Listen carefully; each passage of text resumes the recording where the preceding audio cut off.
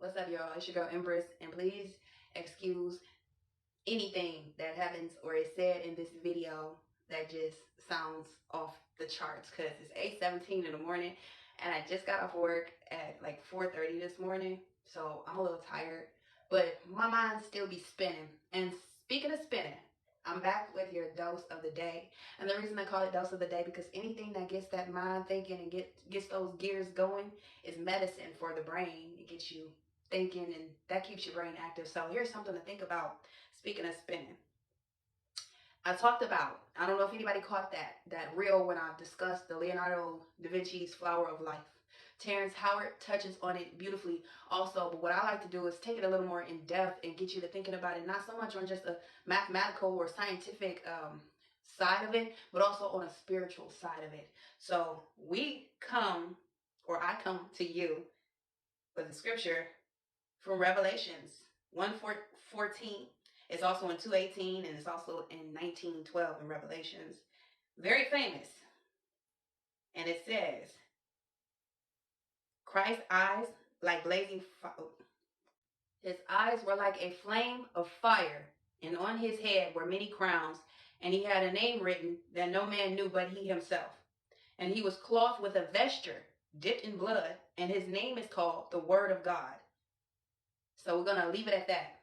Now, let me read that to you again. His eyes were like a flame of fire, and on his head were many crowns, and he had a name written that no man knew but he himself. A lot of people know that I'm spiritually inclined. I don't like to say spiritually gifted, although being spiritually inclined is a gift in itself.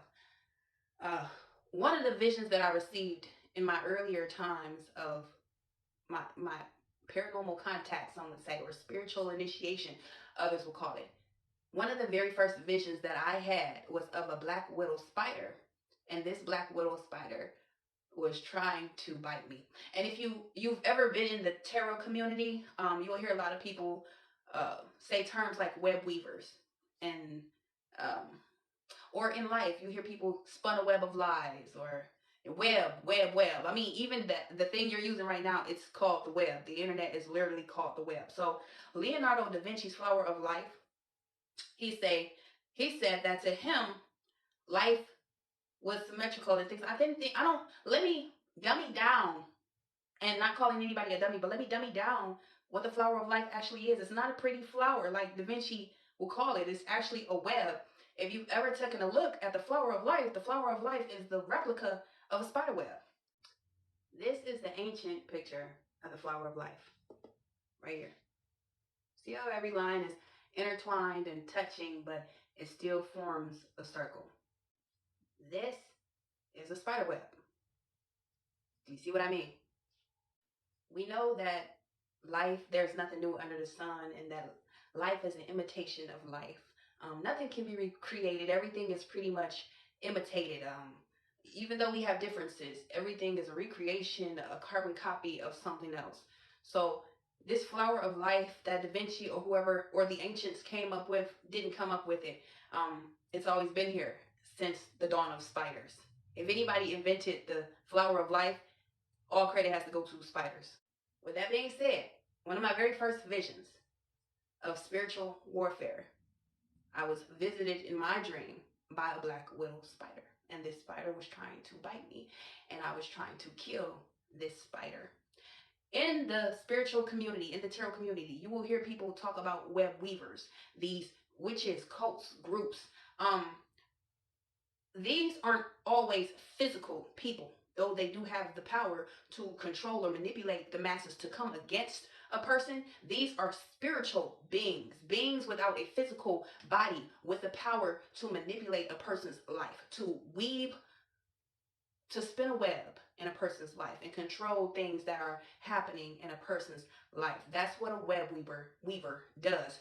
And it had me to thinking back to Genesis when God said, let us, or our image. Or when Moses said, well, who do I say sent me? And he said, tell them I am. He didn't give a name.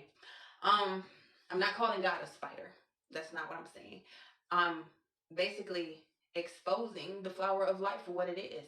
It's a web, and exposing that everything around us It's like a web, just like the internet is called the web. I'm getting you to understand the relation between life and the web. So it's not some big, oh, if we can crack the code of the flower of life, here's the code and I'm cracking it for you. Life is one big web. And there are lots of things going on this line or that line, or where these two combine. And there are lots of things that could have happened differently had this line not touched this line, and yada yada yada. And I'm also saying we aren't control. We're not the ones in control of the web being spun in our lives. You ever see somebody spin a web of lies on someone else? Do you know what a web of lies can do to a person's name, to a person's image, to a person's life if you tell the wrong lies on a certain person? Um, I know I'm probably not making no sense to a lot of people, and that's okay, because this is, I'm sorry to put it this way, but what I'm saying now is for the advanced mind kind of a human. So for the advanced mind kind of a human, if you don't like to think outside the box, or dabble in higher studies, then I do understand if you keep on scrolling. Anyways, if you stuck around, cool, learn something. Life is a spider web. Have you ever heard of the folklore god Anansi the spider? Again, I got off at 4:30 a.m., so excuse my stuttering and everything's all over the place. Anansi the spider, how he was a trickster god. A lot of people call him trickster spirit, but Anansi was actually a West African trickster god who used to trick people into doing things for him. And if they didn't do what he wanted him to do, Anansi would get mad and make things happen to people. We all know that story. Well, most of us should, because it was actually in a children's book. But these weren't just folklores to where these stories originated from. Just like the flower of life originated from an ancient time in Greek that Da Vinci was interested in studying. Well, again, life is an imitation of something else. So spider webs and actual spiders are just a physical form of something more spiritual and more profound going on in places we can't see, or places we have yet to discover or even understand. And I wanted to share my understanding with you. Oh, I spoke on the many crowns. Hold on. This is a spider with a lot of baby eggs. They call them crowns. This spider has many crowns on his head.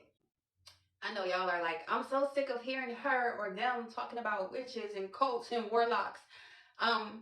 Humans before us understood their power. Enoch wrote a whole book about it. Angels and humans that had these powers.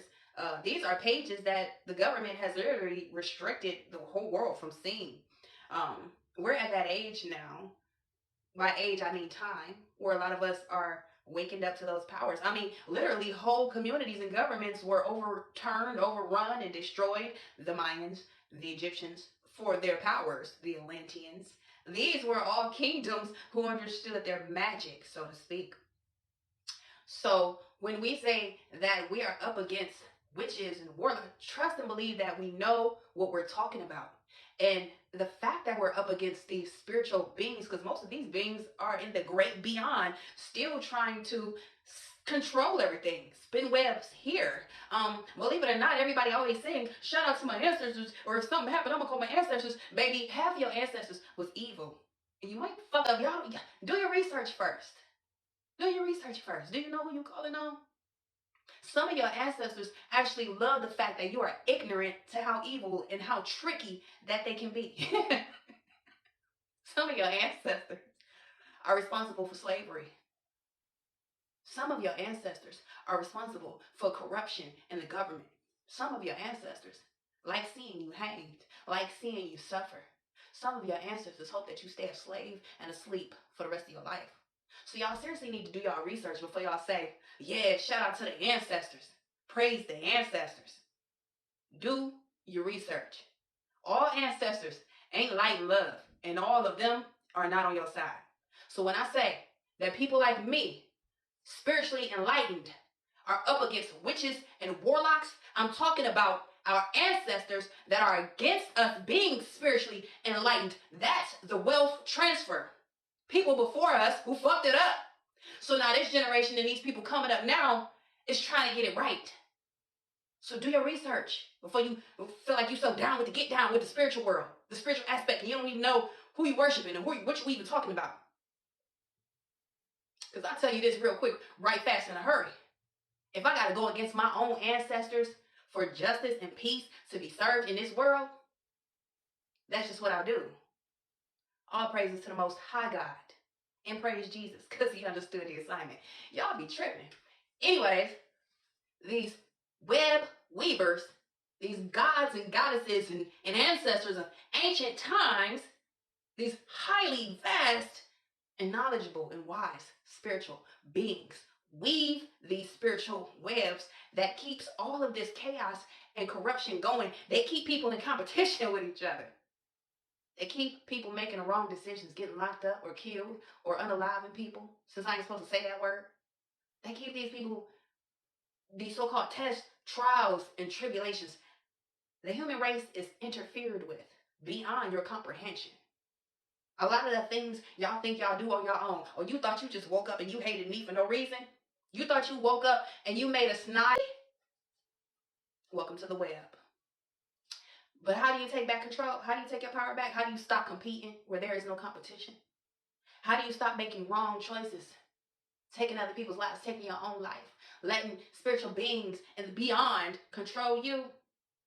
Make a choice. You decide. Not what your mind is telling you, what your heart is telling you. You have to listen to your heart. That's what God says. When you hear my voice, harden not your heart.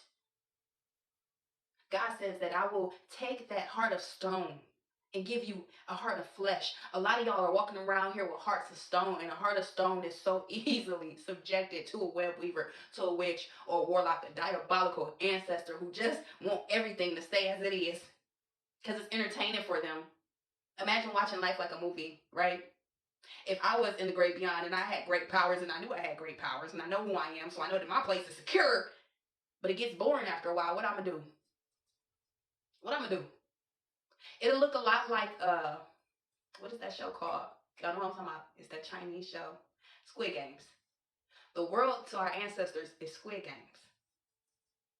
Real talk. Real talk. That's why it's important for you to heal. Heal your mind. Not just your looks. Not just your exercising your body. Not just acting like you're okay. No, you have to heal your mind. You have untapped potential. Untapped. Like Leonardo with the extra limbs and extra legs. Baby, you got magic in you. And what goes around does come around. That's why those who are first shall be last. And those who are last shall be first. And this, what you're listening to, is the beginning of that. I'm going to be first.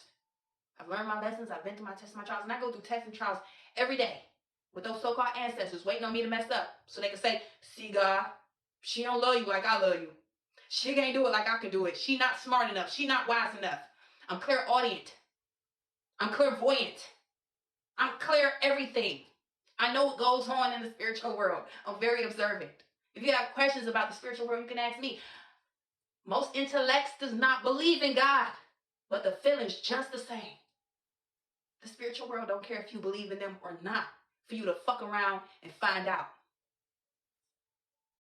A few things that may help you to understand this better, because you know that life usually gives symbolism for things that we don't understand and kind of help us understand. Do you remember the giant spider off of Harry Potter, the wise old spider, and she had all them little babies marching around Hogwarts? Or when somebody says my spidey sense is tingling, actually Spider-Man, I don't think Spider-Man ever said that. Anyway, it's a quote, my spidey senses are tingling. That literally means your intuition is heightened. Like when you get that feeling in your gut and everything. Leonardo da Vinci drew up a human in the middle of that spider web. And it's funny, right? Because he gave us extra limbs and extra arms because, you know, we're carbon copies of the universe as well. So we're multi-dimensioned. Like that's why he drew the extra arms and extra limbs. There is more to you, more to me, more to any human being, especially with our minds. Our consciousness expands galaxies. It expands. Like there are so many things that we know and that we can do research on because we're a part of all of this. So actually him drawing the extra limbs and extra legs that we don't see physically, but it still represents us spiritually. So that's very profound of Da Vinci. But yeah, when someone says my spidey senses are tingling, it's just your higher consciousness, relating to its surroundings. But what does a spider do? A spider traps insects and bugs and life. A spider traps life into its web. And then he spins the web. But a spider doesn't just go in right for the kill, right? No, a spider waits. It waits, saves it for later. So think about that in a more spiritual aspect.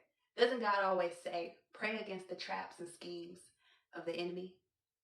I don't know about you, but you have to look deeper when God says, greater is he that is in me than he that is in the world. And what is he that is in the world? What is he doing? He's just spinning webs, spinning traps, waiting for the moment where you're caught off guard to eat you. I'm sorry. Yeah, I just wanted to add that before I go. Give you something else to think about.